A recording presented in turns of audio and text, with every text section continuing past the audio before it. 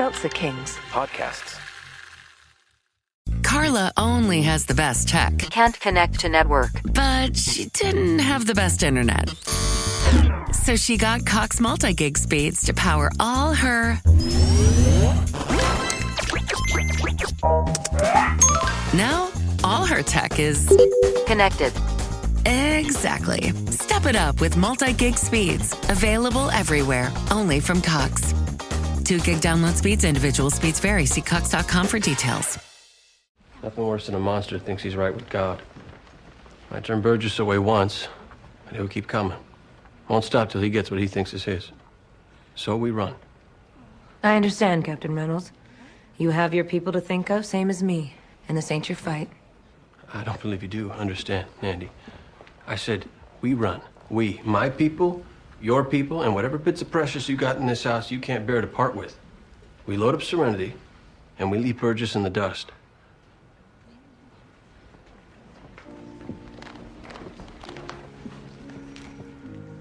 Captain Reynolds, it took me years to cut this piece of territory out of other men's hands. To build this business up from nothing. Andy. It's who I am, and it's my home. I'm not going anywhere. He'll kill you. Kill every last one of them. It comes to that, and he'll sleep well that night. Rance Burgess is just a man. And I won't let any man take what's mine. I doubt you'd do different in my position. Well, lady, I must say, you're my kind of stupid.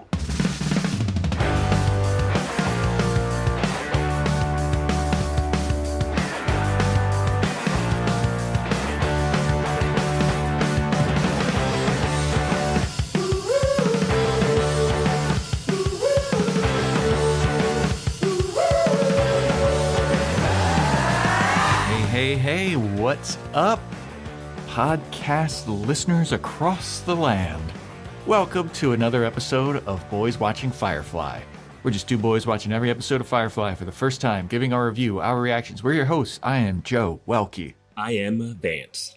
Today we're talking about Season 1, Episode 13, titled Heart of Gold, directed by Thomas J. Wright, written by Brett Matthews, and this did not air in the United States of America. So no stats on that, but... I do have a question for you, Joe. Oh, it didn't air. Sure. So I was going to say, like, what order would this have been in, but it didn't air. Huh. Didn't air. Huh. Yeah. All right. But healthy little reminder, check out our Patreon, patreon.com/boyswatchingbuffy. We've finished up Angel. If you want to binge all those podcasts, go for it. We're doing our season recap this week of Angel, and we will be moving on to Dollhouse on Patreon. After we're finished, wrapped up Firefly, we are moving to Veronica Mars on this main feed. We have our movies, which you can buy individually, or you can just sign up for that elite tier subscription. The next movie we will be doing, the next movie for January. Vance, do you want to announce it? Yes, this is one that's been people have been clamoring for it for a bit. We discussed it, but with Firefly coming to a close, it feels apropos to do this one, and it will be Dr. Horrible's sing-along blog. Yes, yep, starring some Buffy alum, starring some Firefly alum. It's gonna be a good time. I've never seen it. I've only seen like the movie poster for it. Like I don't know anything about it, so it'll be cool. I saw it when it was released. I vaguely remember. I remember parts of it. There you go. Well, check it out. Be on the lookout for that in the next few weeks. Hop on our Discord. Have a lot of fun, lively conversations there. And that is how we get our Firefly lyrics of the week that summarize the last episode. So we had quite a few submissions this time. And all great in their own ways. Anzai, our boy, he has been submitting every week. Our boy or our girl or our them, don't know. Anzai, thank you for your submissions every time. Yes, and last week, Anzai did submit lyrics, but they came in a little too late to make it into the running for the episode. But if you want to see the lyrics that Anzai wrote, you can hop on Discord and go to the Firefly channel and check out the pinned messages in the Discord Firefly channel. All of the lyrics are pinned in there, which is good times, good stuff.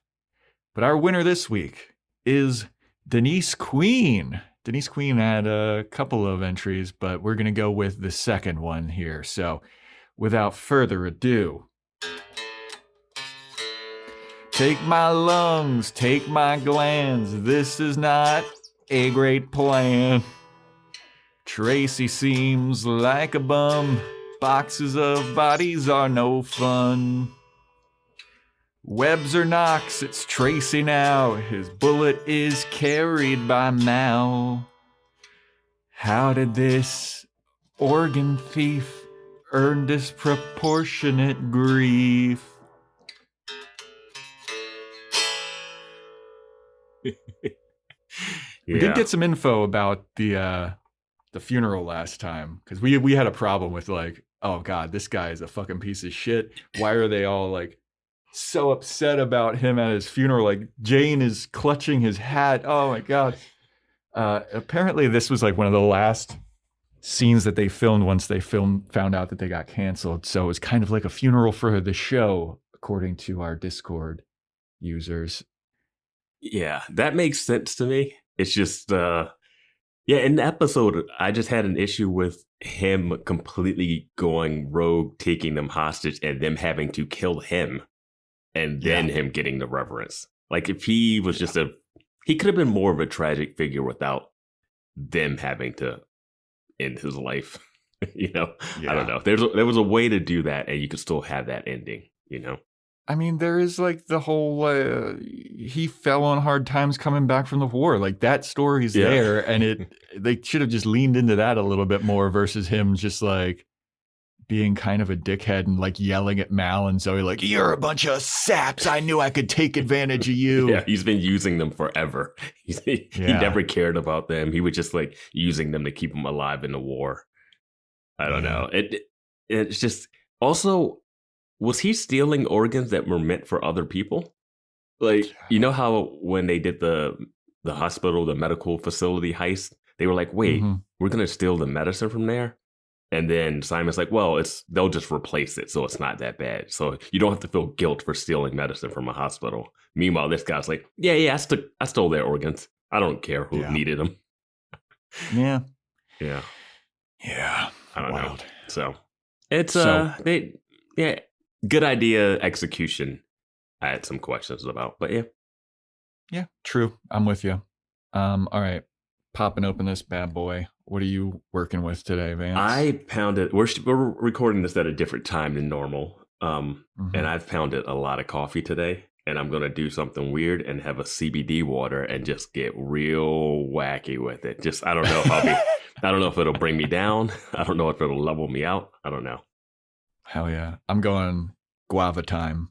Ooh, nice. Guava monster. One of my favorites. This also, we're recording this a little later than usual, so I did not want to be all hopped up on a C4 and then just fucking buzzing. Yeah. But it's guava time. What were our predictions for this episode? Would you like yours or mine first? I'm being selfish. I want mine first. Okay. You said that Inara would be kidnapped and Mal would trade the gun for her. No. What was yours? I said it was going to be an Inara story and Hooker with a heart of gold. Damn, Vance. Hell yeah. I was like, this show isn't beyond it. They're not beyond the Hooker with a heart of gold story. And they went full into it. They really went for it. This is my best prediction so far this season. Yeah. I don't know if it was like Inara is the one with the heart of gold. No, I said Inara story. It is an Inara story. Is she a hooker with a heart of gold, though? She's a companion with a heart of gold. There is a distinction, Vance, that we get to in this episode. They don't use the term hooker, but they use another term. a lot. Yeah, And fair warning, we're going to say the word whore a bunch. Yeah. This that episode. bothers you, sorry. Yeah, but the show, we're just doing what the show does. And like, I started writing in my notes, like, girl, Judas, girl. Like, I didn't know what I was like, I'm writing this whore word a little too much for my liking. Yeah, I did. I started to like wane away, like Yeah. especially when we got to like later scenes where I just like did not remember No, not the at one all. lady's lady's name at Yeah. all. So I was just kept typing like descriptors about her. Yeah.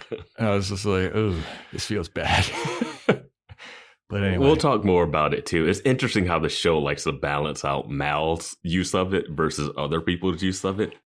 Mm-hmm. Yeah.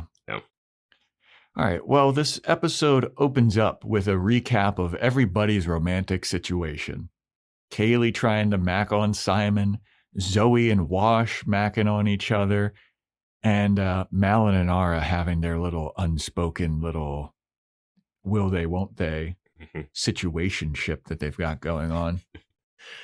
You know, I focused on Mal's intro monologue this time. You know, normally I just like drift out when that's happening.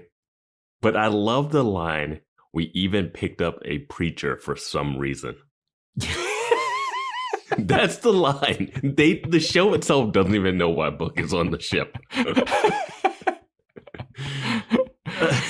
Some of the way that intro thing is worded very strangely. Yeah. Like Mal says and a bunch. He's like, we got a fighters, pilot, mechanic, and then he goes, and we even got a we even got a doctor, and we got a companion, and we even got a preacher for some reason. Like he says and a couple. It's like, bro, just keep going with that comma, baby. You don't need to hit the and yet. And then the last line is like, don't much care what it is or something. It's just like some of the words feel like they're misplaced. It feels like someone forced him to explain the show. Like he doesn't really want to. He's like, whatever, man. It's funny that like the intro rundown too is like him being like, all right, here's the way it is. Yeah. That's the first thing. It's so begrudging. Yeah. Fine, I tried to find some the of us central planets. Yeah. Them's the alliance. Eesh. Anyway, yeah, so there's a recap of all the quote unquote love stories. But the episode opens up showing I wrote down a reflective paper house. It's a house. It's a house in the middle of the desert that just has a bunch of reflection stuff on it that they later on say is solar powered, but that's just some Mylar paper taped to the side of that house. It's a mirror house. Yeah. But then there's all these like men on horseback riding up, and they're clip clopping, and there's one guy that has like a hovercraft. I called it a hover car immediately. I was like, what is this? And there's two girls out there, and they're looking, and they're like, uh-oh, this is trouble. So they go out into the house, and they get the madam, and the madam comes outside, and she tells the girls to go inside. And I immediately recognized this woman from her time playing Julie Cooper on the OC. I had the biggest crush on this lady. I thought she was so hot. And she is. She's a good actor too. Yeah, dude. And she was great in the OC. I think her name is Melinda Clark. Fun fact about Melinda Clark. She played a character on The Vampire Diaries named Kelly Donovan. And I looked at that name and I was like, that looks familiar, that name. Kelly Donovan is the name of Nicholas Brendan's twin brother. That's his stage name. Oh, interesting. Because I was thinking Kelly Donovan. I was thinking the actress from Clueless, the redhead in Clueless. Her name is probably Elisa Donovan or something. And Melinda Clark's husband in the OC is played by a guy named Tate Donovan, who was the voice of Hercules in the animated film. It's all connected, everybody. Tate Donovan from From Friends. Yeah. Friends. Love Potion number 9, a movie we talked about. Hercules. Yeah. But this was Melinda Clarke's last role before she got cast in the OC. And then she was in Entourage a couple of episodes. She's in some show called Nikita, which I never heard of, but I know Nikita. I know the posters. Yeah. Yeah. She's also in the movie Spawn. Look at this. You're going on a deep dive. You found I've Dude, never watched the Melinda OC. Clarke. I never watched the OC, so I had nothing for it. The OC, so good. Melinda Clarke, so great. But yeah, as soon as I saw her, I was like, oh, Julie Cooper. But yeah, she tells everybody to go inside, and it is revealed that this is a whorehouse. Their words, the show's words, show's words. So these guys on horseback in the hovercraft, they show up, and it's just about to call her Julie Cooper. Her character's name is Nandy in this episode. She tells the guys, like, hey, you're no longer welcome in this establishment. You know what you did. Rance Burgess is like the head of these cronies, these ne'er-do-wells. And that guy, Rance Burgess, he don't take no for an answer. He's looking for a specific girl. And his men go into the house, and they're searching through the house, and they drag some girl out who's pregnant. And Rance Burgess thinks it's his kid. And he pulls out this like gigantic needle thing to stab her right in the tummy. It's a DNA tester to prove that it is his baby. And then Nandy tells them all, like, go on get. And they're like, all right, well, I got this DNA test now. And when it shows that the baby's mine, I'm coming back to take what's mine. And then they all leave. And then Nandy, she comforts the rest of the girls, and they're like, we need to get help. This Rance Burgess guy, he's bad news. We need to get help.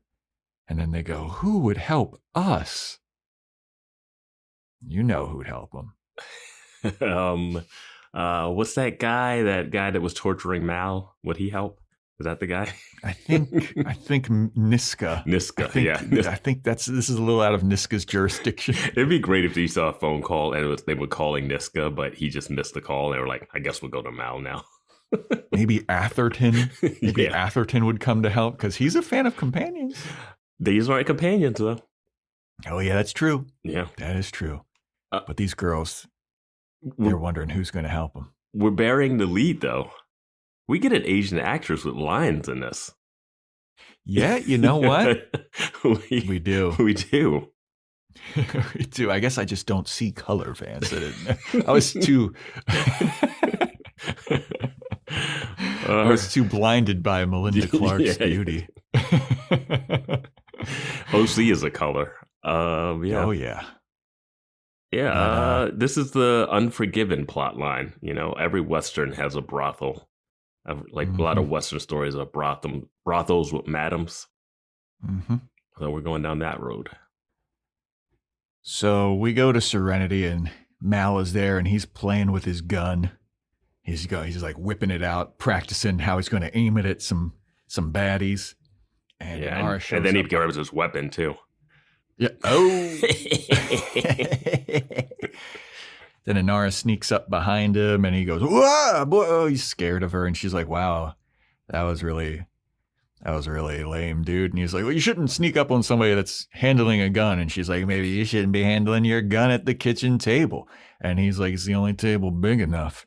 And she's like, "Yeah, this ain't the first time I heard that before." They make some kind of dick joke. And then she's like, "And everybody knows that the small guns are what's best," or whatever. And she like,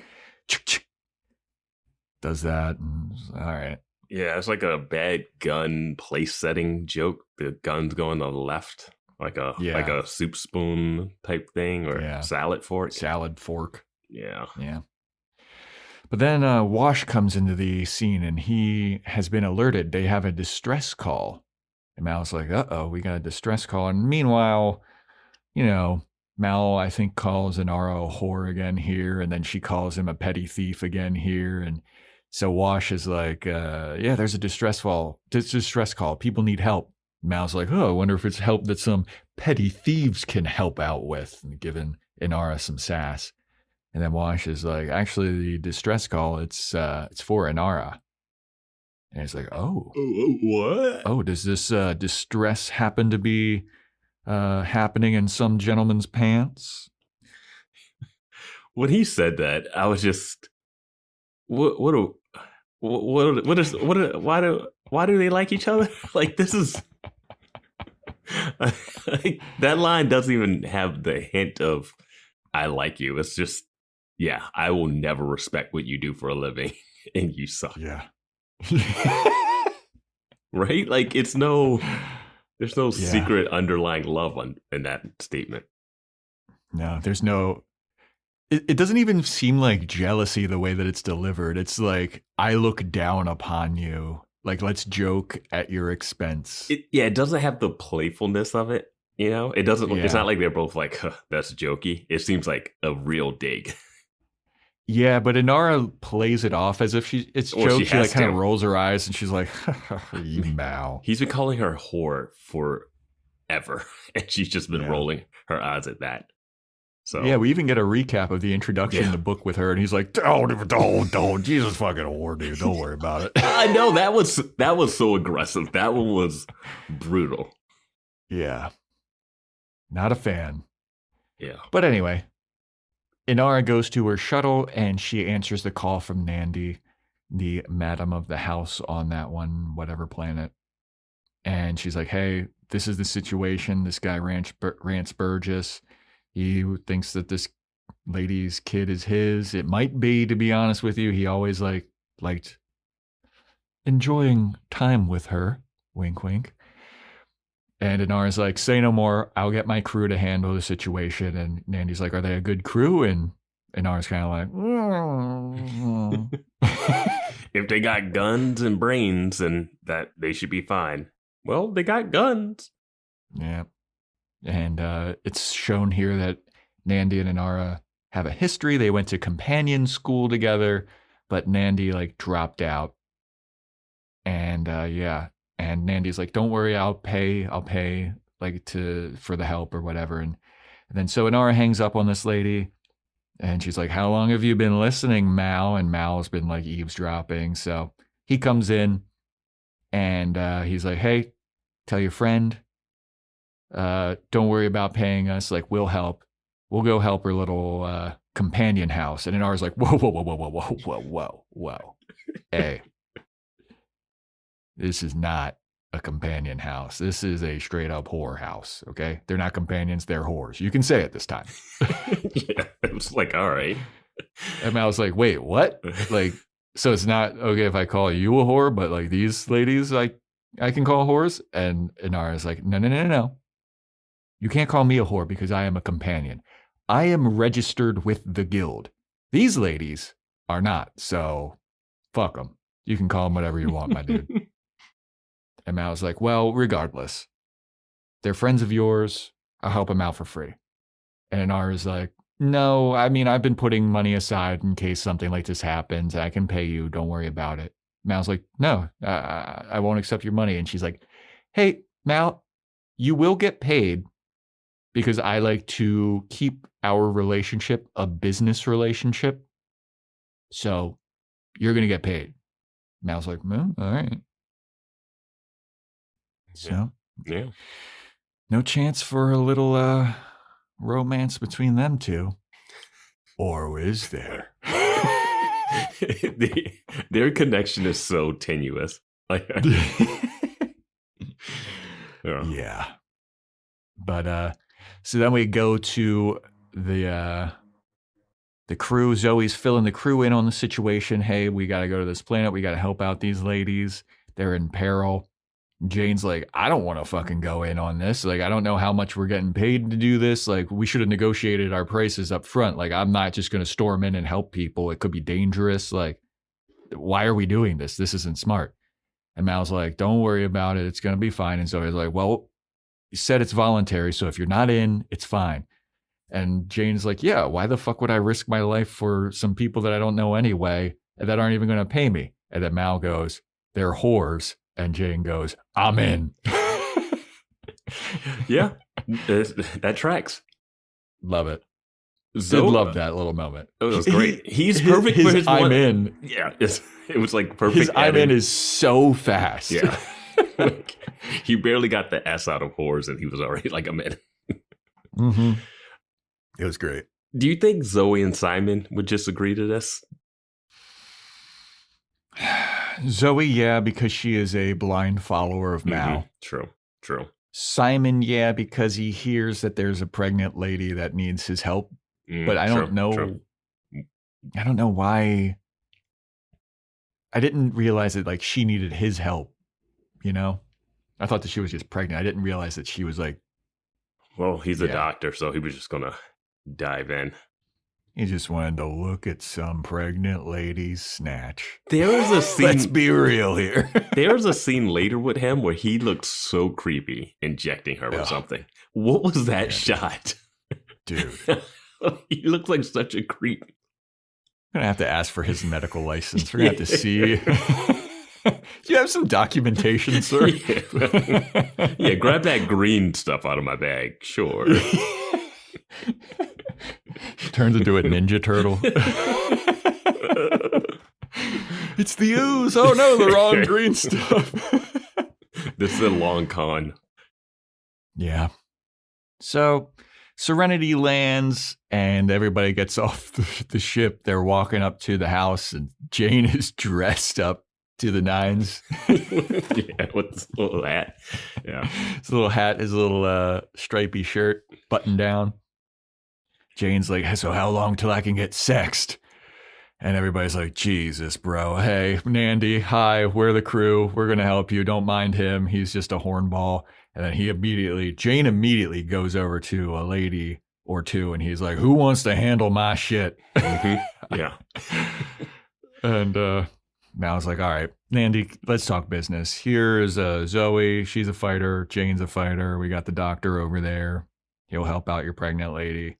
And the rest of these people, they're just extras in this one. Yeah. So Simon goes to examine the pregnant lady. After Mal, Zoe go to talk to Nandy, two of the ladies at the house, they go over to Book and they ask him to lead a prayer meeting. And Book is like, whoa, nope. He's like way too quick to be like, don't talk to me. Don't talk to me. Bro's got some temptation issues, it seems. Before that, we get Kaylee reacting to, they got boy whores here. Yeah. I need somebody to do a little inspecting on me. Yeah. Simon looks like, ha. Yeah, Kaylee's an interesting character. Interesting. Yeah. I mean, it's amazing how she gets so annoyed by Simon. Like, Simon is putting a foot in his mouth, but he does it in a way where you can tell, like, he's just kind of clumsy around people and he's not meaning to be hurtful. Not like Matt. A little socially awkward. Like, if you put it this way, is Simon's stuff that he says in front of Kaylee better or worse than what Mal says directly to Inara, knowing Oh, dude, Simon doesn't even realize that he's like saying hurtful things. Yeah. But Mal is just like trying to cut to the core of Inara. Yeah. Like he's trying to break her consistently and just be like, I don't approve of your lifestyle. But in like, it's a weird like fatherly way kind of, but like loverly, fatherly. It's a former religious person still judging and holding on to that like puritanical, I don't know, like it's... I mean, he knew the deal when she got on the ship. Like we saw when she got on the ship, like they didn't have a previous relationship like we once thought. I honestly thought he had met her somewhere else and then discovered that she was a companion. Yeah. He knew the deal from the get-go, and he's like getting butthurt all the time whenever she's like going to do her business. Like, and she gets butthurt too for someone who. Oh my God, we will talk. It's just a wild relationship balance, and Kaylee could just. I mean, I get her wanting to be like a little upset with Simon, but she could be the person to be like, you know what, Simon, I know what you really feel about me. Even though you say dumb stuff. thanks for saving my life that one time. Let's bone. Yeah.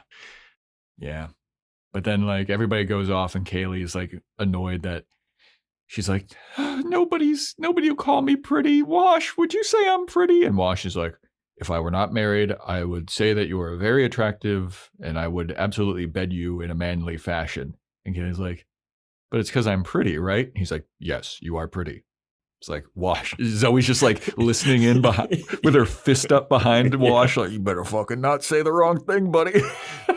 There's a moment later where I was like, are Kaylee and Wash in love now? Yeah, I don't know, man. Yeah, but like Kaylee should know that Simon's into her at this point. And I point. get TV show, you want to push it, you want to build some tension to it. But now she's just like, I don't know, her having to have Wash say that she's pretty.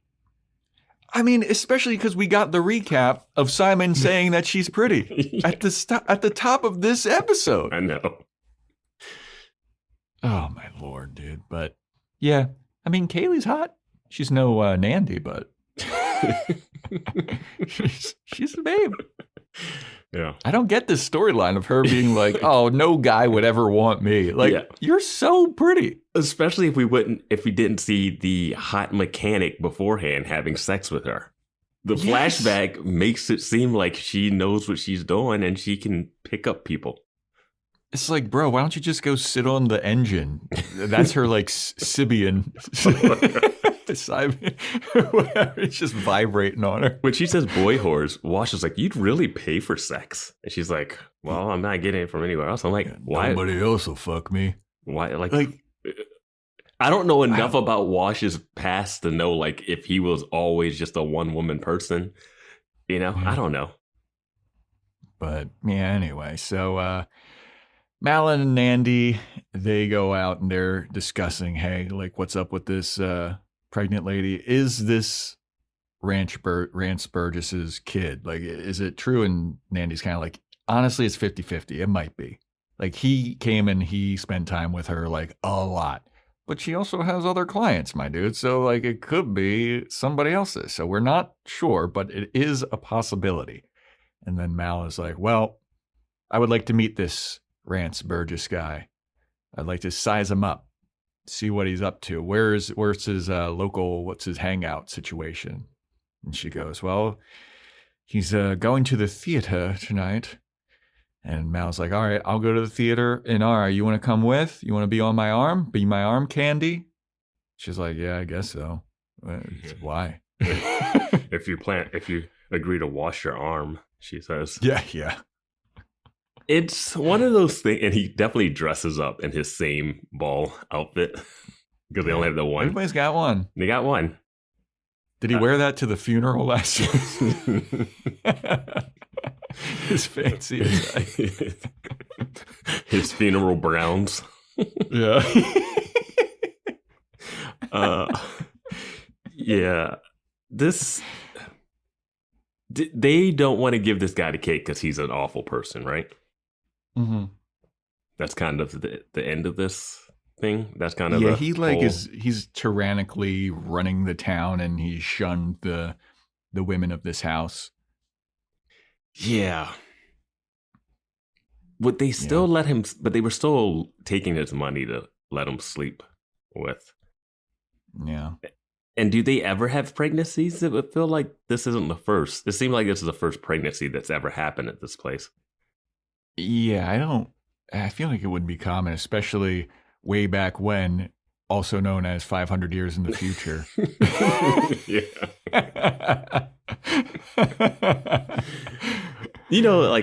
500 years is enough time to terraform and populate multiple planets. You know what I was thinking? We have one planet right now that we are living on, mm-hmm. and there are so many different languages. But this world, there's so many different planets, and everybody speaks old-timey Western English. Everybody. They fly across the galaxy, and everyone's like, "Hey there, bucko." That's because the Alliance won the war. And everybody's white. Everybody's white. They weren't Except gonna for Zoe. They were going to take Book.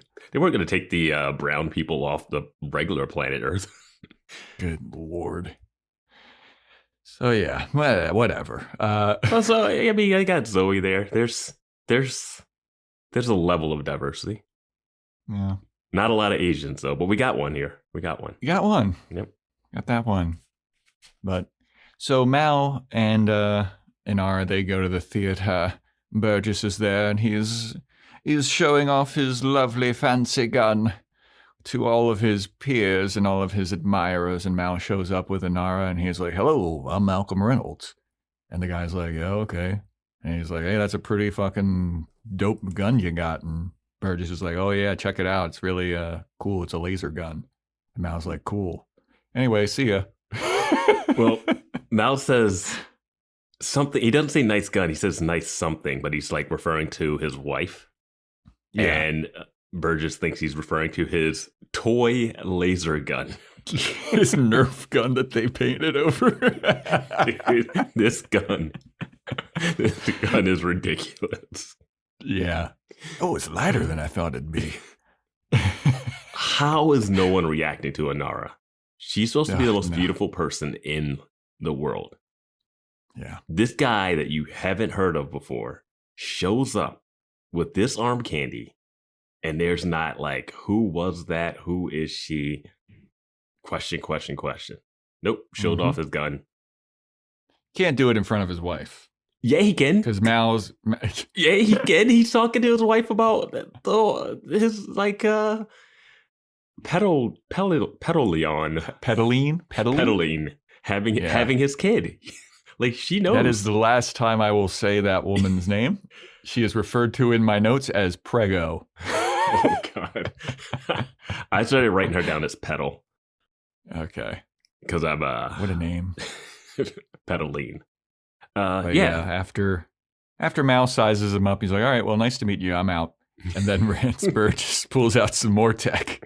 That little cell phone. That little pen phone that he Yeah. has. He's like, whips it out. Oh, yeah, we got him, or whatever he says. I don't know. But he's alerting people like, oh, or he gets a phone call that the baby is his. He got the DNA results back, and you are the father. Maury. Yeah. So Mal and Inara are leaving. And Inara's like, "All right, Mal, what's the plan? You sized him up. What do you think?" And Mal's like, "I say we get on Serenity and leave as fast as possible." She's like, "What?" I was like, She's like, "We gotta run." Mal's a little bitch. He saw that toy gun and was like, I can't do it. Yep. He was like, "Wow, this is so light. We're fucked." So they go back to the house, and he's telling all the women, he's telling Nandy, "Hey, best course of action is we run. This guy is a fanatical religious freak or whatever. He's misogynistic. Like, there's no change in his mind. He is not the type of guy to be reasoned with. So we got to go."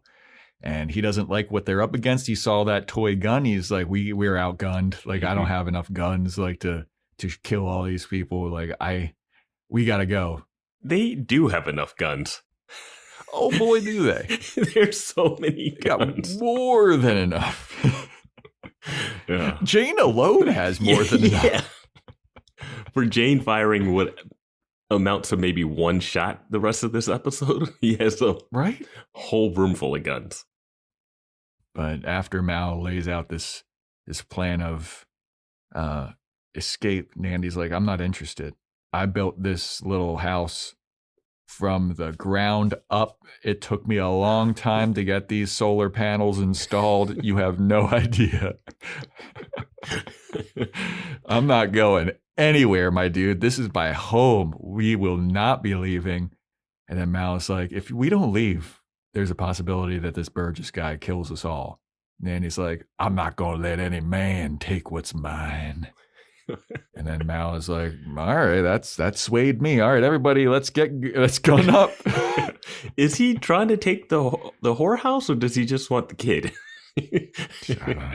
And I get not wanting to give up the kid. Yeah. But it's a weird little dilemma that they're in. Yeah. But everybody on the Serenity crew, they all agree, like, hey, we're going to stay. We're going to help you fight Nandy. And then River is standing there and she goes, it's almost time. And everyone's like, what are you talking about, River? And then Prego lady, she starts, she's ready to give birth. So interesting how they use River. And that's why I'm curious about the order that we're watching in the order that they intended, right? Mm-hmm. Why is River less useful now? No idea. Last episode, she didn't do much. She had a couple lines. This one, she can just tell when someone's about to go into labor. And that's kind of the extent of her this episode, right? Yeah. Yeah, that's basically it. She stands around while Simon's helping the pregnant lady every once in a while. Do you think the kidnapped, tested on female character in the episode could have like some type of relatability to the situation, and it could be like an emotional impact thing, and she has to tell Mal that they're not leaving because she doesn't want to, and we're like, whoa, okay. Yeah, she sees the parallels in objectification, like she was like a science experiment, and these women are like, they're not seen as real people, and she's like, no, but no, instead she just goes, it's happening. Right? Yeah, it feels like she's just there and they could do something with her. I mean, even Book is I'm good with a hammer. What? And then we see what he's doing. I'm like, I think anybody could do this, and it's kind of useless. Well, I thought that he was going to go out and start bashing people's brains in. I was like, what, Book? Yeah, because we've seen him use a gun since then and shoot kneecaps. Get a gun. What are you doing with that hammer? I don't know. He doesn't. Yeah. But yeah, I just thought River could really, somehow figure into this thing. Nope. So everyone starts boarding up the house, and Pregoline, she starts giving birth in another room. Pedal. The Serenity crew starts gathering their weapons, and Book is boarding up the house, and these the two ladies that asked him to like lead a prayer service or whatever, they're like, hey, preacher, like, if we die, will you like at least say a last rites over us or something? Will you like make sure that you say a prayer for us? And he's like, oh, my child, no one here is going to die. Uh-oh. Boy, was he wrong about that. Cut to Jane with his lady friend, and he's like, people going to die. Yeah. Yeah, Jane's like, people are going to die, so we better fuck one last time before. Just keep handing me guns. He's laying out his guns to this lady. He's like, here's the plan. I'm going to shoot all these people. If I run out of bullets and put down a gun, you hand me the next biggest gun, all right? And the lady's like, right on, buddy. And he's like, all right, in the meantime, hop on my cock. And she's like, all right. The bed is full of guns. Like, he has at least over a dozen guns there. Varying ammunition sizes, types, shotguns, rifles, pistols. Sniper rifle. He is loaded. Yeah, man. And it's just him in that room. The teeth. And it's just him and her. It's him and the lady. Yeah. Wild. Whatever. So then we go over to Zoe and Wash, and they're like setting up some traps that they're laying out, some little tripwire. Mm-hmm. And they start arguing about having a kid. And Wash is like, I don't think we should have a kid. And Zoe's like, I want a fucking kid, Wash.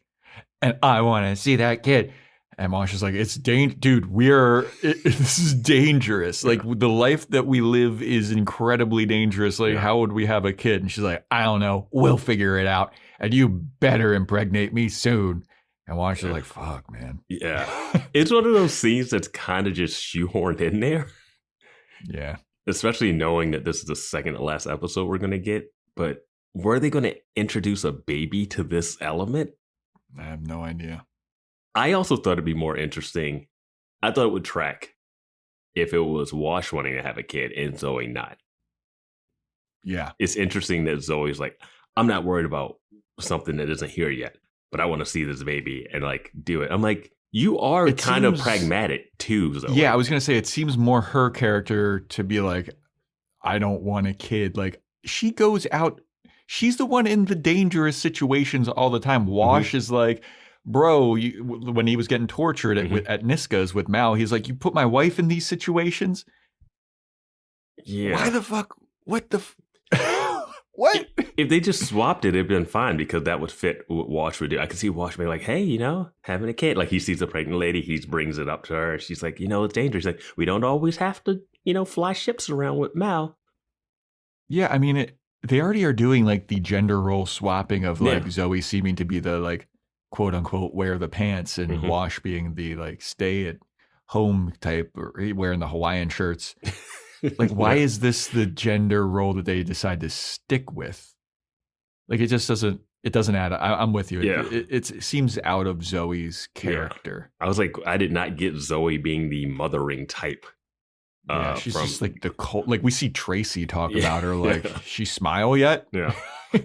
And it's fine if she is that, but it hasn't been a thing that's been brought up or hinted at or. And I will say, just because she's like a badass fighter woman, that doesn't mean like she loses all of her femininity or whatever. But it doesn't seem logical for her to want that. It doesn't feel like, or if she does want that, she should be more conflicted about like, I would like to have it, but the life that we live is so dangerous. It doesn't track with the character dynamics of the two characters from what we've seen in the show.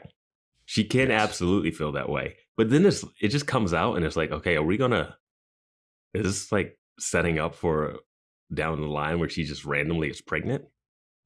Like, she's like vaguely threatening Wash too. Like, she grabs him by like his little collar. You're gonna fucking get me pregnant or else. Lifts him off the ground. You just see his little feet dangling. Shoves him in a locker. Yeah. You better fuck me, you nerd. I feel like a boy whore.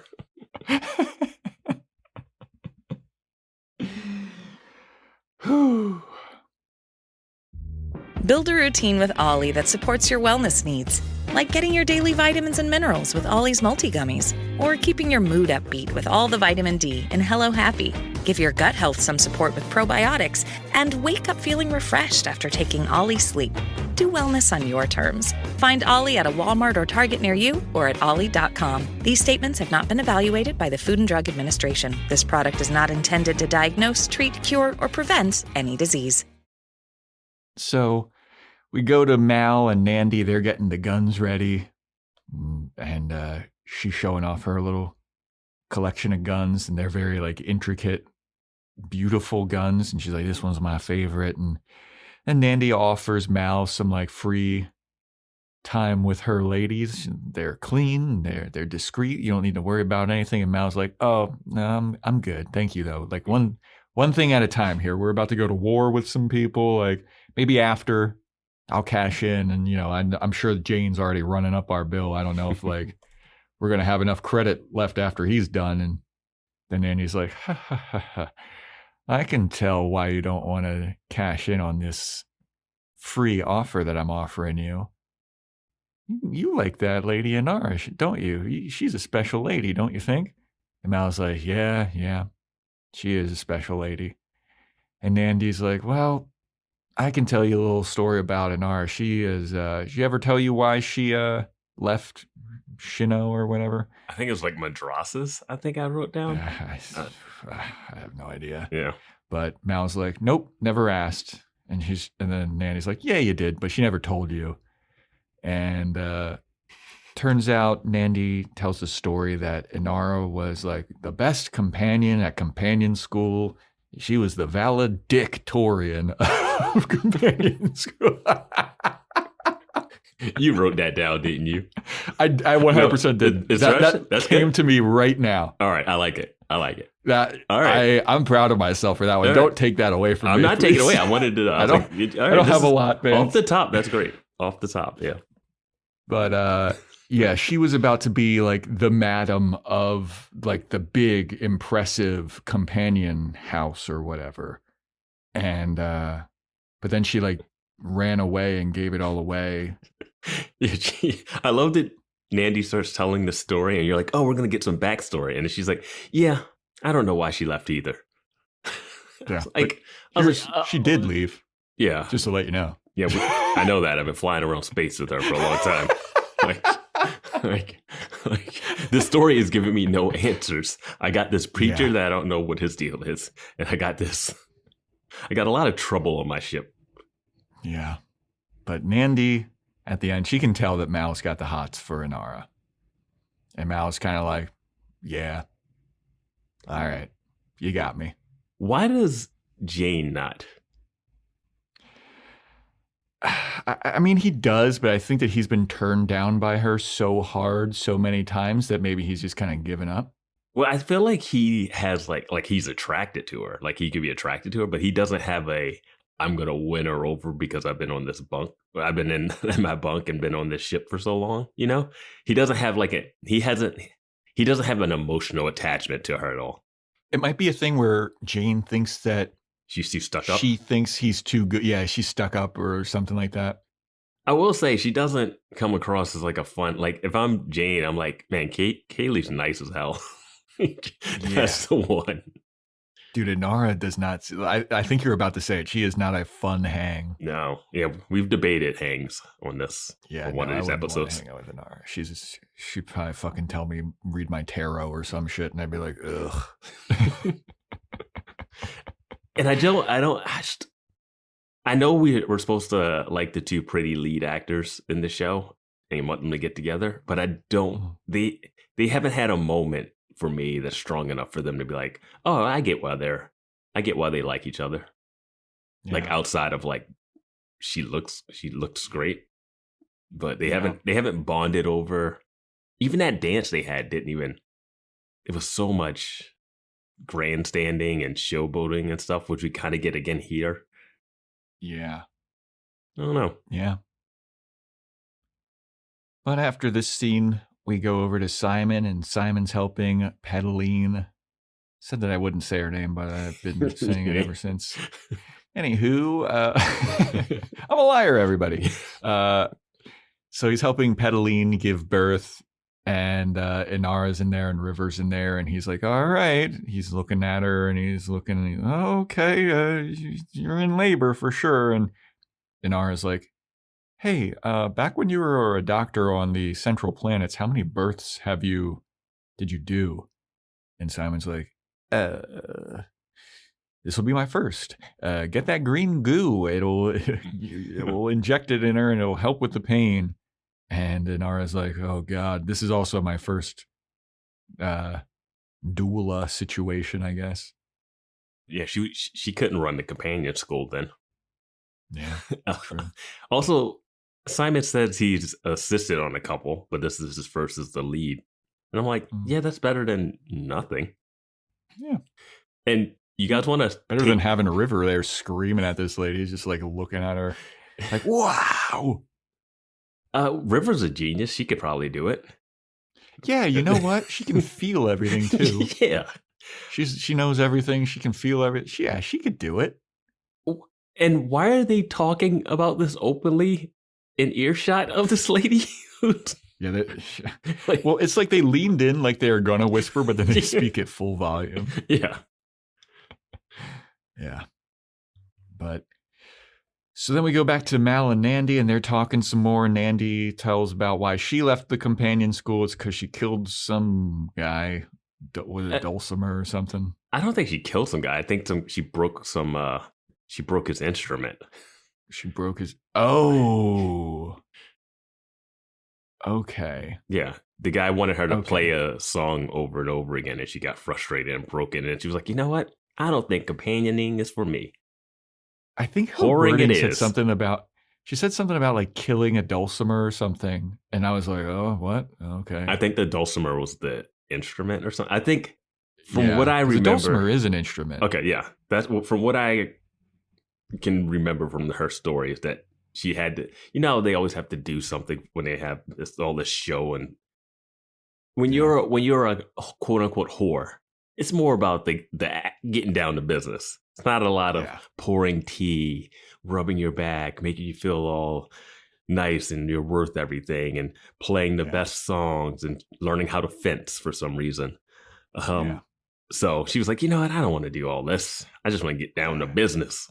So So that's why she left and she set up her own little whorehouse. And Mal's like, can I tell you, Nanda, you're a remarkable woman. They are pounding that rice wine. Oh, bro. And they are making eyes at each other. And Mal and Nandy, they have some tension. And Nandy's like, oh, so like, what are you trying to do here, Mal? And Mal's like, I don't know. I would absolutely like to hook up. Are you sure that this is okay? Are you sure that this is what you want? And Nandy's like, I've been trying to fuck you since I showed you my guns. And then Nandy mentions, she goes, now I will say, I am not Inara. And Mal's like, yeah, I know. Yeah. Oh, I know. If you were, this would not be happening. You're an actual whore, and I haven't called you that to your face. I have respect for you. Yeah. The lady that's not registered with the guild, I got mad respect for you. You're a remarkable lady. But the one that does everything by the book, fucking whore. Yeah. Just insane. But yeah, then they just straight up bang. They are sweating. Dude, the sweat dripping on the back is such a, like, you could tell it got sprayed down because it's coming in streaks. Yep. It's just it's so gross. It's like pooling in like one space. You can tell they just like sprayed the lower back extra hard. Yeah. And then they have the funniest O faces at the end of the scene. Oh, yeah. Man, this is... You know what I thought about, though, during watching this? Is that what? This is happening at night. And they're just all sleeping and hooking up. And no one's expecting an attack at night. Right. Wouldn't you? They're like, no. On this planet, it's going to be on the day. I did love that Mal was like, I don't know if anybody's going to hear us. And like another quick, Nandy's like, everybody's asleep. Stop it with the excuses. Yeah. Are we going to fuck or not, dude? Yeah. I forgot she asked him if he was sly earlier. Oh, right. Yeah. He's like, no. I like the I got my boy whores. They're also clean and discreet. He's like, no, I tend toward the women folk. Yeah. What is with this fucking language?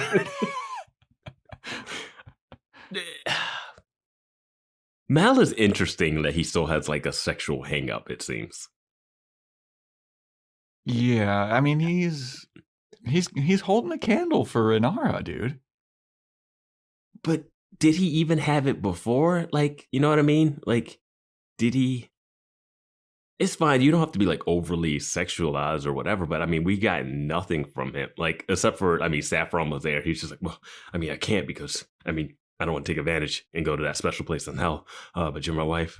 He even referenced it when he kisses her. He says, I'm waiting to see if I pass out. Long story.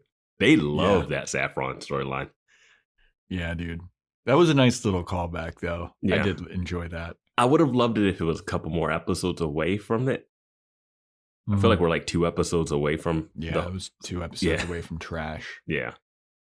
But yeah, they fuck, man. And they fuck good. Mal's got the fingers clawing down her back. That's how you can tell it's good, my dude. Yeah. And the fucking baby oil sprayed all over him. And the streaky sweat. Yeah. That streaky tanning oil, baby. Yeah.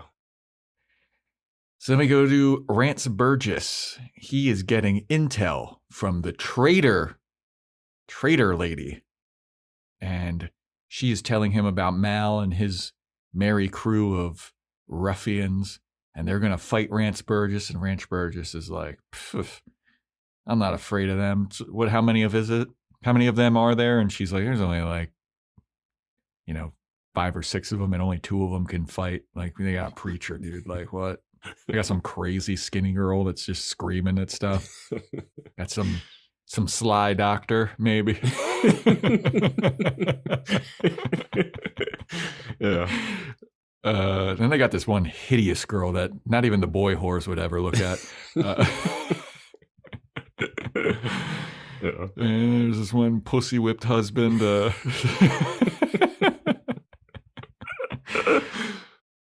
I wouldn't worry about it. And Rance Burgess is like, all right, well, he goes over top and he's standing on like a balcony and he's telling all of his men, he's like, you hear that, men? We're going to go to the whorehouse tomorrow and we're going to take it over. We're going to show these women, we're going to get what's mine. And he tells the traitor woman, hey, I'll pay you for your information after a few more chores. And as he's giving this speech to all of his men, he's like, we're going to take what's mine and we're going to show what a real woman's role is on this planet. And then he turns to the traitor and he's like, all right, let's show him. Get on your knees. And then the crowd of these like 30, 40 men, I guess, just watch Rance Burgess get blown by this lady. Yes, it is a sexist rallying cry against all women. And the whorehouse is called the Heart of Gold, I believe. I think so, yes. Yeah. Which is so funny and on the nose. But and when this I called her the Judas whore because he offers her, he's like, oh, you're gonna get your bag of silver, you know? Yeah. And then my thought is, what is her angle here? I guess she just wanted that big old bag of silver. Yeah, I guess she's just doing it for the money and selling out all of her women to be like, when he said get on your knees. She's a pick-me. She's a pick-me. Dude, when he said get on your knees and then she does it and then he's like looking down at her, I was like, whoa, what the fuck? This is on Fox? Or well, I guess not. It didn't air. Yeah, no wonder. They were like, you can't put this on TV. Can you cut down the whores from like 50 to maybe 10? Just Cinemax. Cinemax is just getting blown by this lady in front of a crowd. What was that? We were like, whoa, Rance, whoa. They were like, yeah, we showed those women that we've been paying money to have sex with. Right? Yeah. And that was wild, man. That was really wild. And it's not even like they dive into the whole, like, he got this woman pregnant. Now he wants the kid, but they want to fight for, like, it's not his kid, it's her kid, which would still happen, like, today, like, you know, but they don't want to dive too deep into that. They just like, this guy's a bad guy, we're keeping the baby. Also, not to be a dick, but why does he want the kid? Because his wife can't have one, I think, and he just wants another kid. Yeah, that's why he even tells the wife that he has one. Okay, you know, it's like, now it makes sense. Now it makes sense because I was like, why is this guy so desperate? Okay, now it makes sense. Okay. Well, like, I watched Shogun, and I mean, it's Japan and not like China, but in that one, like, they would have like I forget the title for people, but like the king type people, the higher ups, they would have other people that they would sleep with. Like, they'd be married to their wife, but then they would have other younger concubines that they would sleep with to have more heirs. And the wife would be like okay with it. Kind of. Yeah, and the wife would like be okay with it. It's not a, oh my God, you had a kid out of wedlock or anything. It's like, oh no, like, you're a high up, you need more heirs, like, and I'm past birthing age, so you sleep with her to get more heirs, you know. So all right, well, that adds an interesting little wrinkle that I did not consider while watching this. So yeah, all right, that's interesting. But yeah, Rance Burgess gets blown in front of a live studio audience, which is, I guess, cool. They're like, is anyone going to call cut? Is anyone going to call cut? Wait, hold on. Let's see where this goes. Keep rolling. Keep rolling.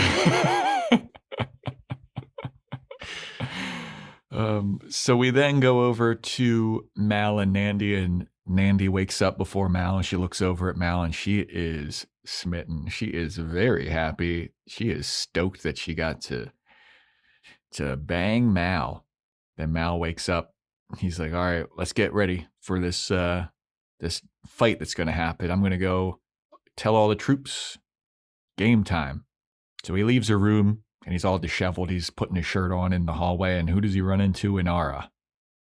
And Mal's like, oh, I gets all Giles with it. Yeah. I just Inara.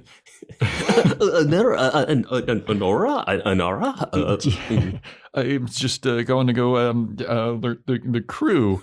And Inara's giving him the side eye like, yeah.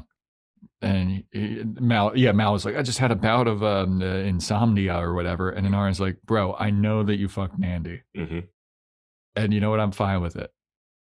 I'm happy that she spent like her, what is it? It's something like he spent her maybe last night with you or she something. She doesn't say last night. She's just like, had that you comforted her in this time of distress kind of situation. Yeah, it was something like that. Yeah. And then Mal was like, oh, so you're cool with this? And I was like, yeah. And then I hate the two Mal's of them. like, right? And then Mal was like, oh, okay, so you're cool with it? All right, I got nothing to be ashamed about. Then, yeah, I did have sex with her. And then Inara's like, I'm just appalled at Nandy's taste in men, though. It's like, they're trying so hard to like not give up the upper hand in this. Yeah. But he was bumbling over himself and he's like, oh, you're not jealous? I'm mad that you're not jealous now. I was like, what? Yeah. And then we cut to like a 5-second clip of Simon trying to help Pedaline give birth. And then we cut back to Inara in her room just bawling her fucking eyes out. We have a scene where Jane wakes up next to his girl. The gun is between them. And he rolls over and then puts the gun on the side. And that's what happened here. Yes. It was like a weird out of place, like nothing scene. Yeah. I was like, wait, what is this? Like, what is that? We could have just followed Inara to the room and then her close the door and do that thing where, she closes the door and then leans up against it. The Love Actually. But yeah, the Jane scene between this was I was like, oh, what's happening here? Yeah, nothing. It was almost like, hey, you know that awkwardness you just saw between them? Jane doesn't have that with his. Yeah. But I don't know. It's a random scene there. Inara is just crumpled on the floor, just crying, like ugly crying. How could you do it? I've been nothing but cold to you and I hate you. But how could you have happiness after I've turned you down so many times, it seems? It would be one thing if she was more upset that her friend did this to her and angry than the crying her eyes out right here. But she sleeps with people on the regular. Yes, dude. Is Mal crying after every time she like goes on one of her jobs when she's like, hey, can you drop me off on this planet so I can get turned up? So I can go bang this guy that's going to definitely be the villain of this episode. Can you hand me off to him? He might want to fight you to the death too, by the way.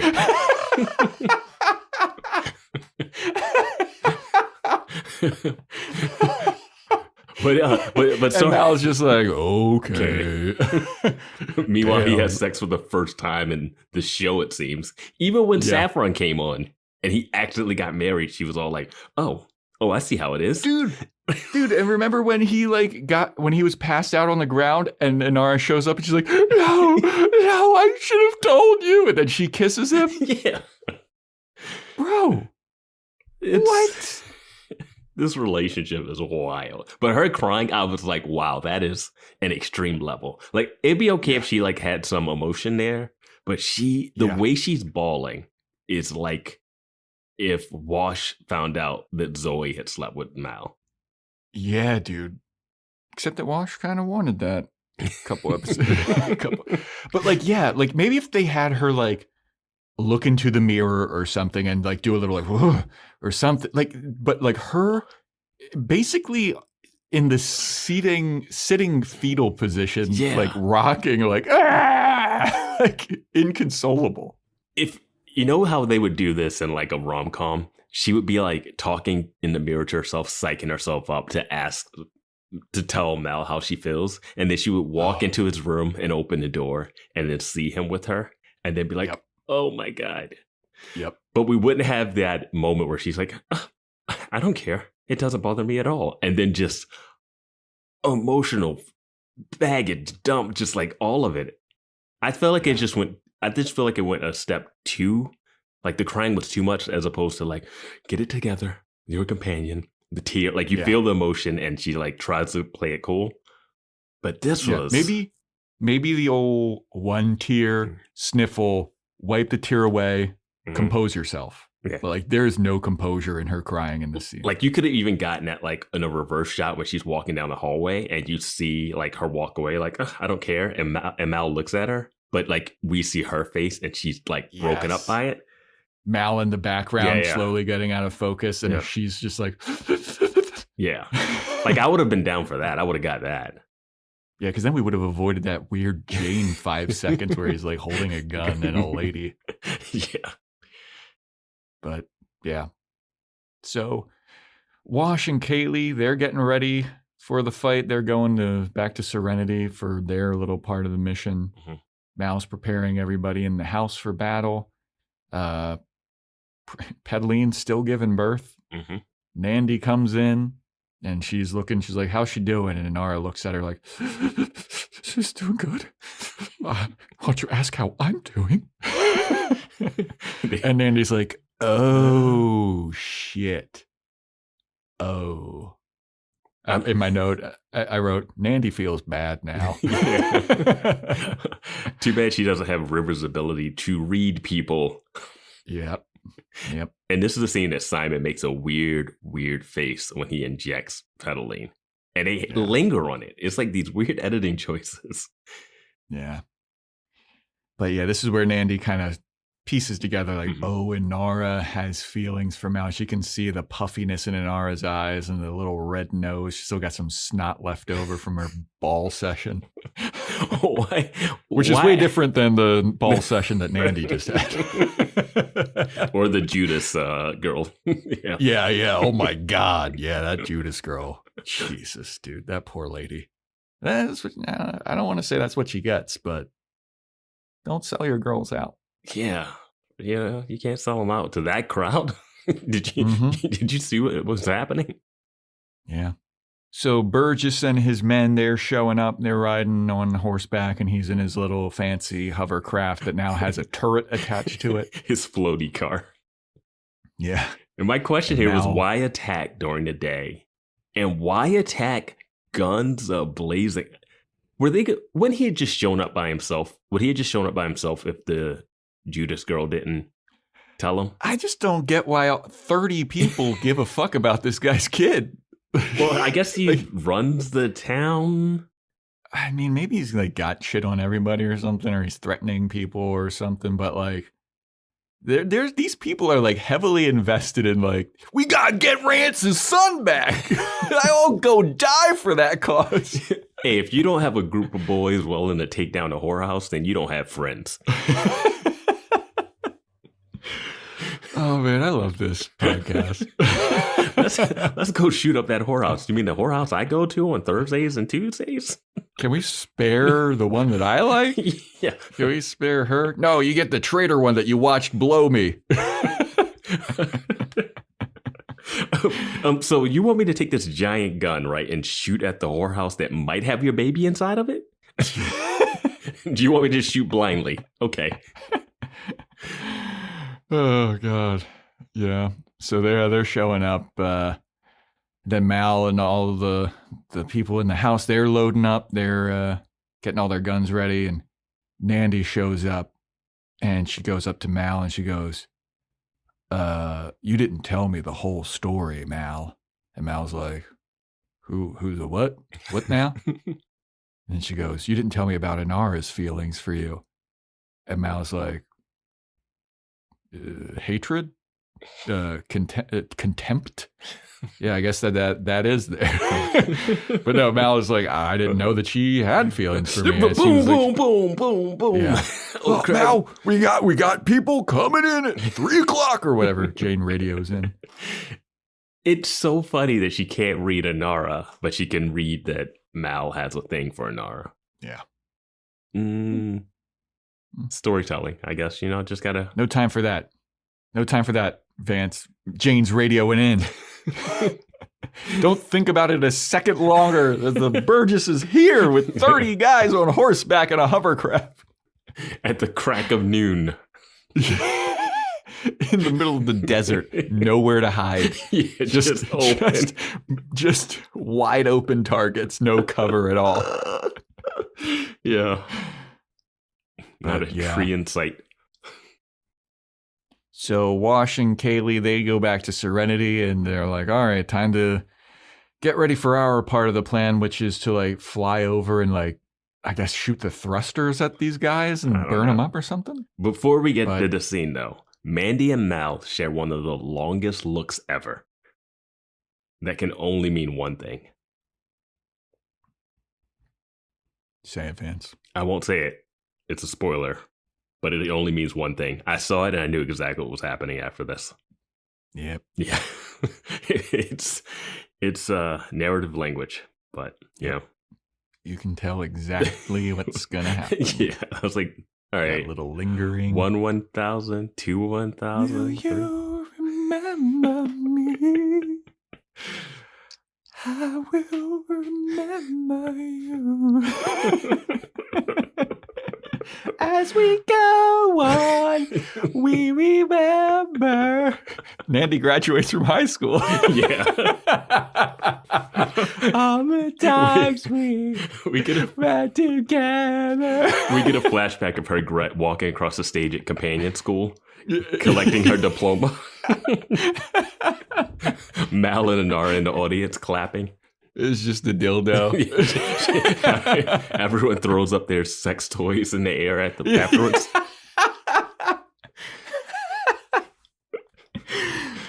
Oh my God. But yeah, so Wash and Kaylee are back at Serenity, and Rance Burgess's people have snuck onto the ship and they start shooting at them, and Kaylee pulls Wash down and they've got cover. They're hiding behind some crates that are bulletproof. Yeah. So Burgess's men, they're coming up to the Heart of Gold or whatever, and should have called it silver for how reflective it is, but never mind. Wait, did you mention that Kaylee saves Wash yet? Yes. Okay. Yeah. Yeah. And they fell on top of each other, and I was like, "Are they? Are they about to happen?" Yeah, because they linger on that for a while. He has this dumb look on his face. Yeah. But Burgess's men, they run into the tripwire that Zoe and Wash set, and some traps fling up and knock some dudes off their horses. And Burgess's men start firing on the house. Everybody starts ducking. Jane shoots the turret guy who's been like wreaking havoc. Now everybody's shooting. It's a shootout. Mm-hmm. The traitor lady, she flees the house. She leaves. She walks away from the standing in the hallway where bullets are there. I don't know why she's there, but I mean, one of the ladies definitely like eats it. She goes flying back. She's definitely dead. Yeah, a boy whore gets shot a little later, but yeah. This Judas lady though, she sneaks out to enact her other chore that she had to do. Yeah, after a mouthful. So Wash and Kaylee, they take out their guns and they start shooting at the people who are on Serenity. Burgess like shoots his crazy laser gun through the. I thought that this was gonna like level the house. Like he shoots it and it's like a hold it in, like constant fire. I thought that the house was gonna get leveled in half the way that he was shooting it. They are blindly shooting into a house where the baby that they want to get is. This is insane planning. Yep. There's a fire that starts though, and Book is on like fire hose duty, and he's putting out the fire, and then he's shooting guys on horses with the hose. Yeah. For some reason, Zoe has just a shotgun, a very slow, close range gun. It seems. Yeah. Petaline finally gives birth, basically. Shootout continues. They can't find Burgess, though, because Burgess is sneaking into the house because the traitor, Judas lady, she lets him in to go steal the baby. Could have done that at night. Would have been real easy. Sneak in at night while everyone's asleep. Very easy. And Mal and Nandy are getting it on. Mm-hmm. Everyone's asleep. You're going to fuck me or not, dude?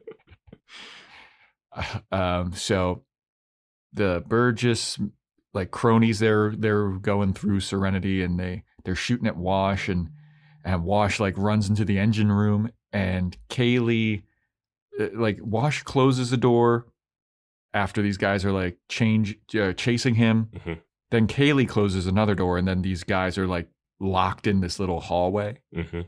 which was a nice little plan. But then Wash looks around and he's like, oh shit, I can't go anywhere.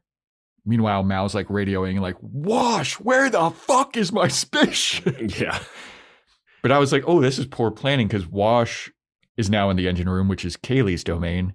And Kaylee's in the other room, which is like where she could pilot the ship, which is Wash's domain. You know what the worst planning was? To go, hey, here I am, and then run down a corridor where the only way you can get shot is straight ahead.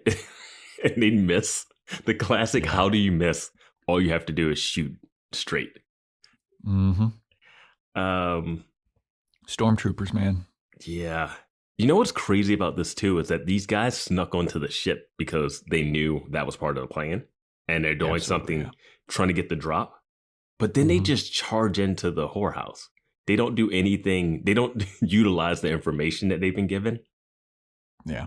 I think they were like, oh, let's get the ship out of the way and then the rest will be easy, I guess. But like, maybe not just come charging in.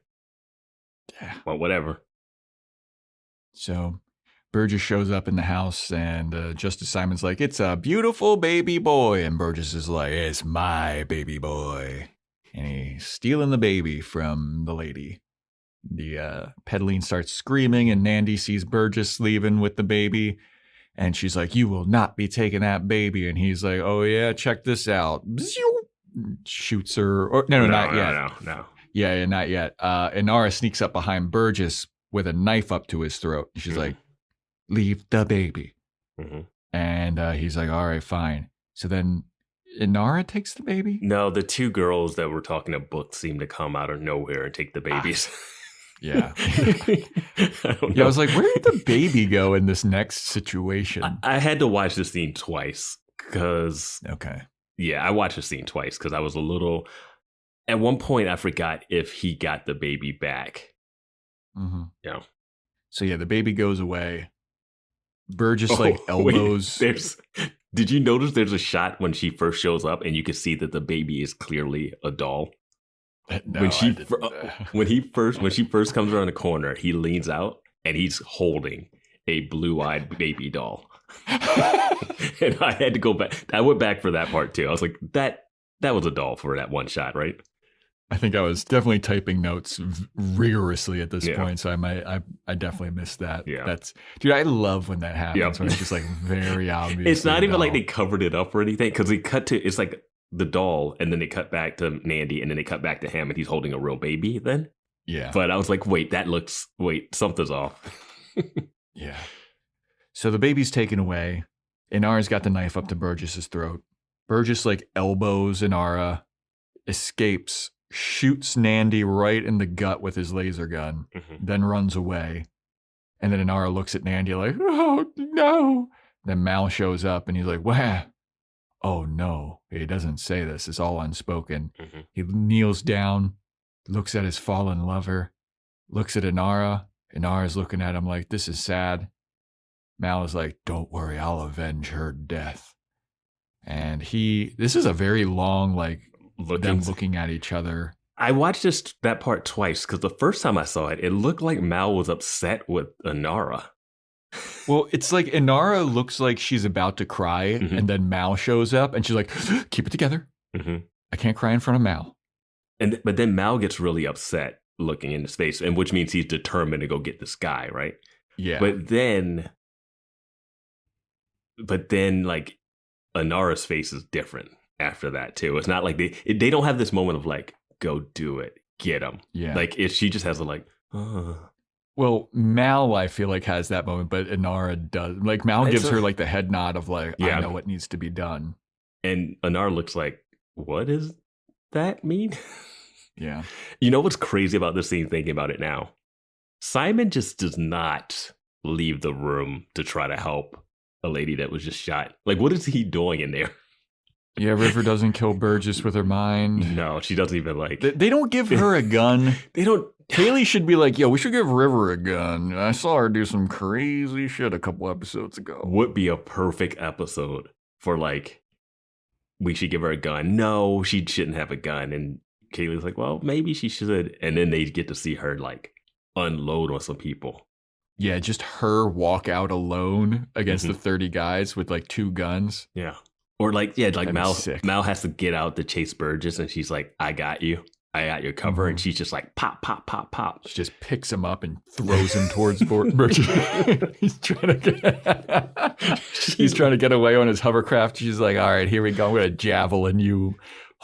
Clench your butt cheeks, Mal. She pulls a long kiss goodnight and just throws him out the window.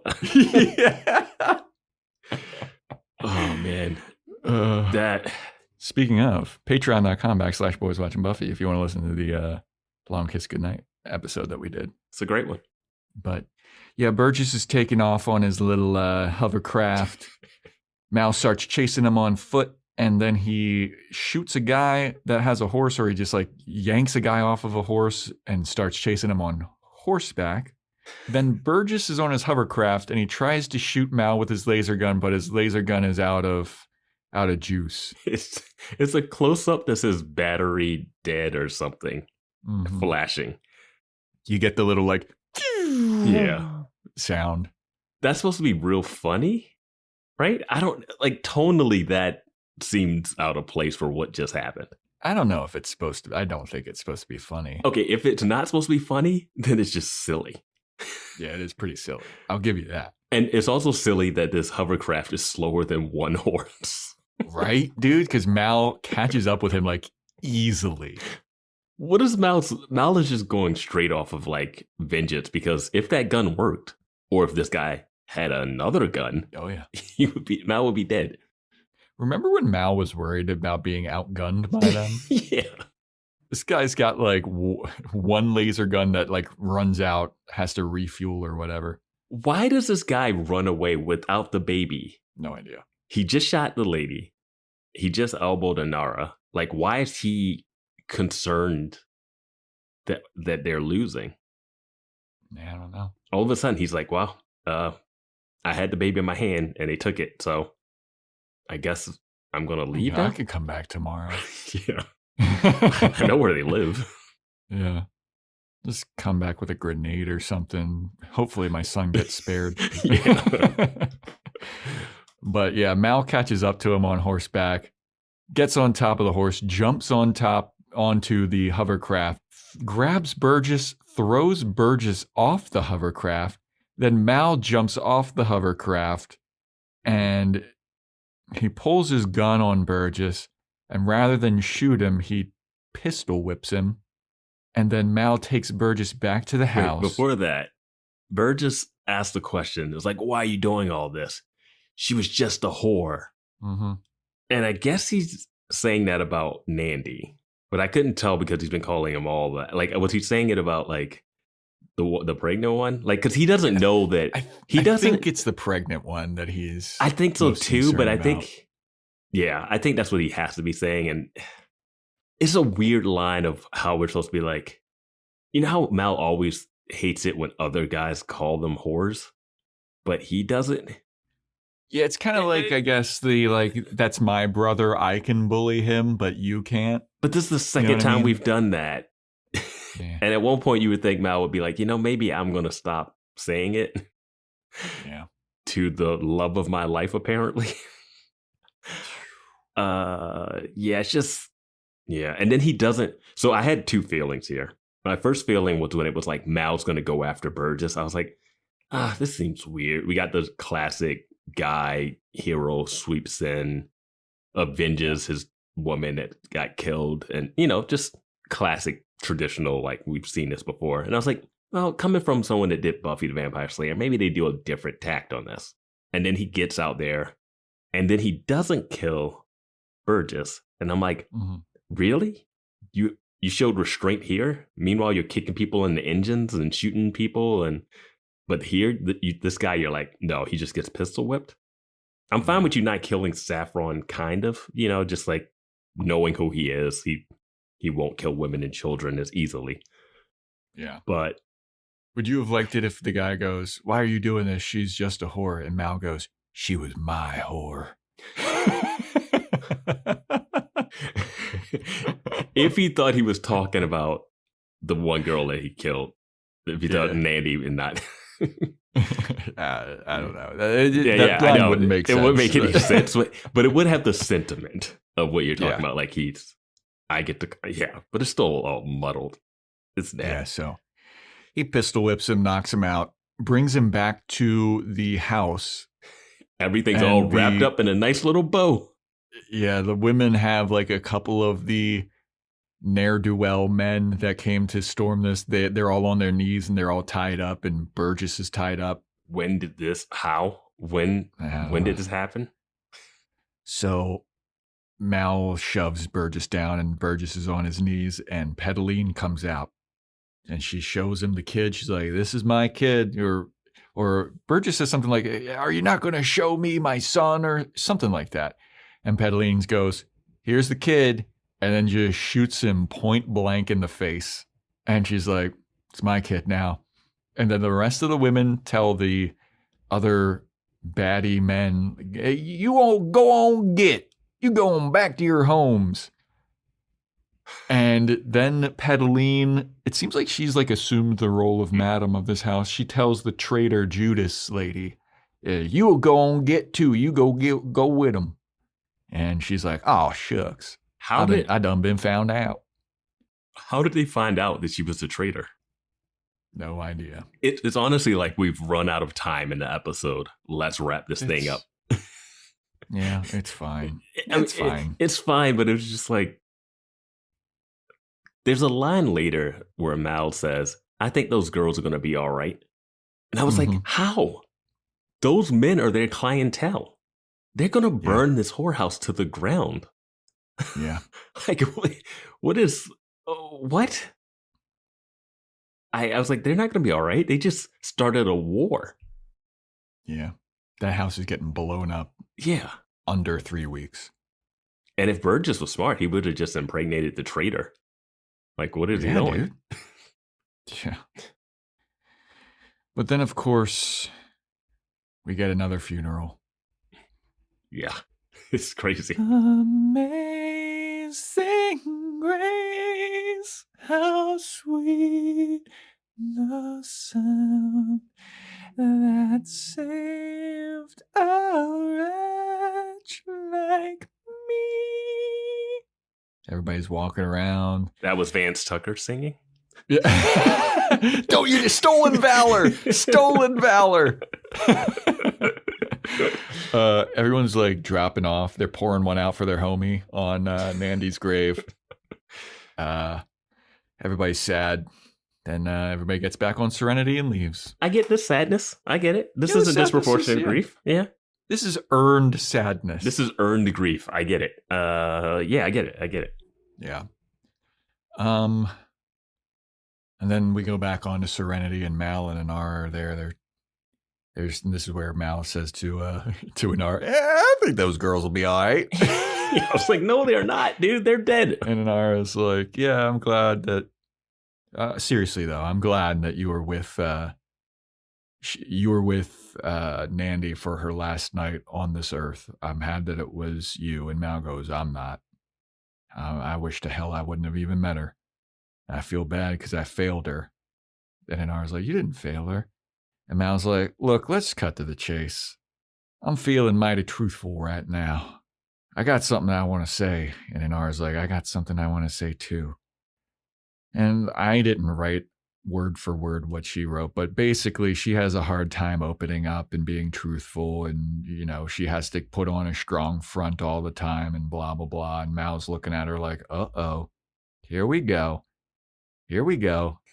And I knew exactly to the point where Inara's like, "I have to tell you something, Mal."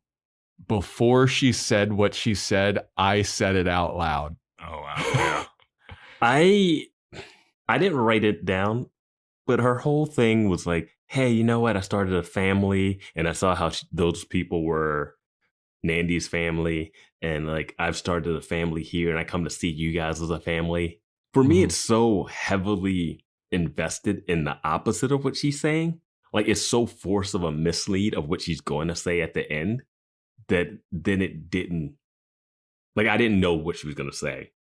But it's such a contrast to what she's setting. Like, there's no way what she's saying would even lead to the last thing she says. Yeah. But she's like, Mal, I'm sorry that it's taken me this long to confess this to you, but I'm leaving. And then she walks away and Mal looks all sad. But when she said, it's taken me this long, I went, I'm leaving. And then she went, I'm leaving. And I was like, yeah. And I threw my hands up like, ugh. It's taking me this long. Like last episode, you were like, hey, how do we fence this Lassiter? Yeah. You weren't thinking about leaving. You went 3 weeks without work and you didn't think about leaving. Like it was just so much to get to that little twist end. Yeah, they're setting up like, oh, they're finally going to confess their feelings for each other. Nope, I'm leaving. I can't. I'm Inara. I'm the strong companion. This goes against everything I believe in. I would have had an issue if they confessed their love for each other after he has sex with her friend who died. Maybe give it a day. Yeah. I mean, I don't know how much time has passed since, but it doesn't seem like much. Yeah. Yeah. That's the episode, everybody. Mm-hmm. It's a good one. I liked it. Yeah, it's fine. Yeah. I mean, it's been flowing. I like this. I like Melinda Clark, obviously. Big fan. Obviously. And so does fan Mal. and Andy. So does Mal. I kind of hate Mal. that she had to die too. When they had that look, I was like, oh, she's dead. I hated that Mal was like, I wish I would have never met her. Like, he's like having regret because he like feels that Inara got offended that he slept with her and that he failed. I think it's the more the I think they never met her because he failed her. And probably because the girl he slept with just died. But the fact that they were about to transition from that into confessing feeling for each other, that's weird. Yeah, seeing the lady I just fucked dead on the ground made me realize, life is short, so I gotta confess. The lady who I just had the most sweaty, intimate, candle-lit fuck session with made me realize I love you, Inara. Let's see, can I get 2 for 1 with this companion thing?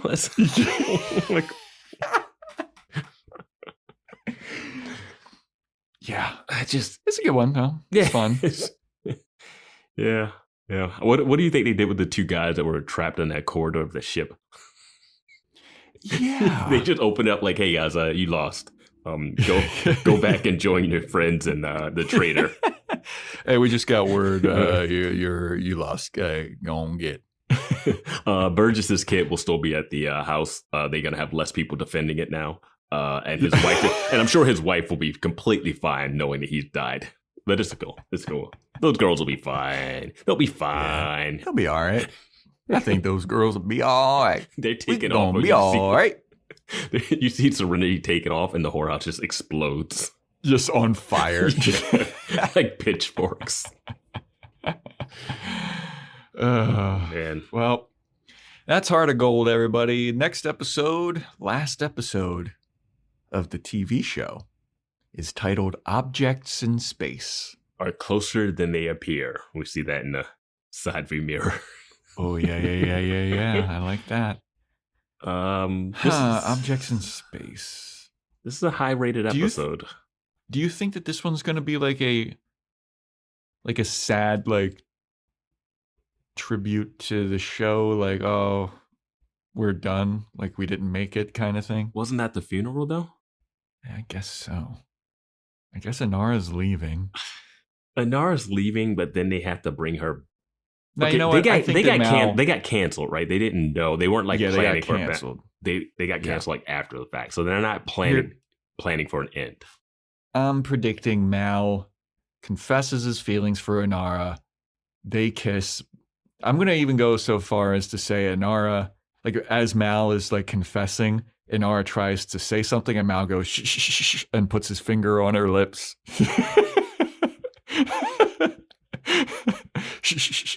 No, I have to say this. Let me finish. And then they smooch. And I think the Reavers are in this one too. You got the Reavers Reavers show back up. Yeah, Reavers show back up somehow. I'm gonna go. This is the Hands of Blue. Hands are blue are back. River showcases some fighting ability. Simon and Kaylee kiss. I will say, too, this episode did air in the United States. Okay. Oh, well, that changes everything. Yeah. But this episode aired before the original pilot, Serenity episode 1. So this is the second to last episode people saw. Second to last episode people saw. Yeah. So I don't know if they... We're watching it. We're watching it in the order that was intended, so... Yeah. This episode aired after War Stories, which was episode 10, which is the one where they get tortured by Niska. Mm-hmm. Yep. So, man, I can't. Objects in space. I kind of want to predict something with Book, but I'm just not.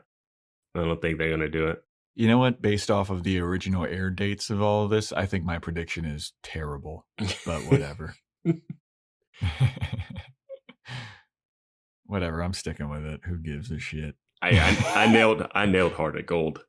You did. I just knew. I was like, they're not going to do anything different with that. They're just literally going 1-to-1 with it, to the fact they even named the warehouse that. Yeah. Wow. But that's a wrap, everybody, for Heart of Gold. Thanks for listening. Hop on Discord. Let us know what you thought of the episode, what you like about it, what you hated about it, etc.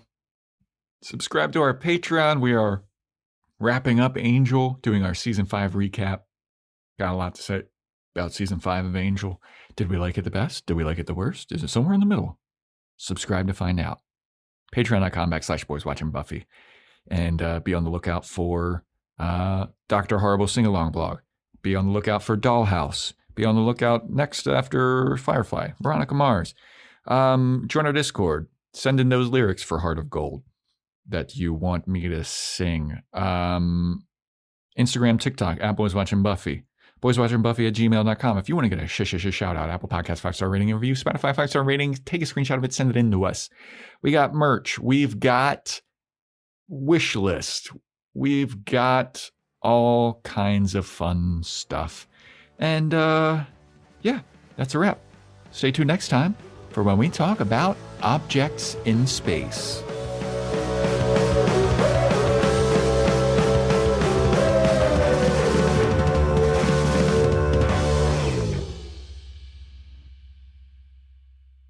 No one's going to force you to go, Jane. As has been stated, this job is strictly speculative. Good. Don't know these folks. Don't much care to. They're whores. I'm in. Seltzer Kings. Podcasts.